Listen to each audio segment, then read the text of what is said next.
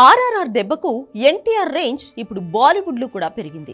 దేవరను బాలీవుడ్ లో కూడా గ్రాండ్ గా రిలీజ్ చేయడానికి ప్లాన్ చేయడంతో అక్కడి జనాల్లో కూడా సినిమాపై పెద్ద చర్చే జరుగుతోంది. బాలీవుడ్ లో ఇప్పుడు విడుదలయ్యే సినిమాలు కూడా ఏవీ లేకపోవడంతో దేవర డామినేషన్ భారీగా ఉంది. సినిమా విడుదలకు ఇంకో 2 వారాలు ఉండగా అక్కడ ప్రమోషన్స్ ని కూడా గ్రాండ్ గా చేస్తోంది చిత్ర యూనిట్. ఇందుకోసం పలువురు బాలీవుడ్ నటీనటుల సహకారం కూడా తీసుకుంటున్నారు. ముంబైలో సినిమా ప్రచారం కోసం సైఫ్ అలీ ఖాన్ కూడా గట్టిగానే కష్టపడుతున్నాడు. అటు జాన్వీ కపూర్ కూడా ఈ ప్రమోషన్ లో తన వంతు పాత్ర పోషిస్తోంది. ఈ నెల 27న విడుదల కానున్న ఈ సినిమాలో విలన్ గా సైఫ్, జాన్వీ హీరోయిన్ గా నటిస్తున్నారు. ఈ సినిమా హిందీ డబ్బింగ్ కూడా స్వయంగా ఎన్టీఆర్ చెప్పాడు.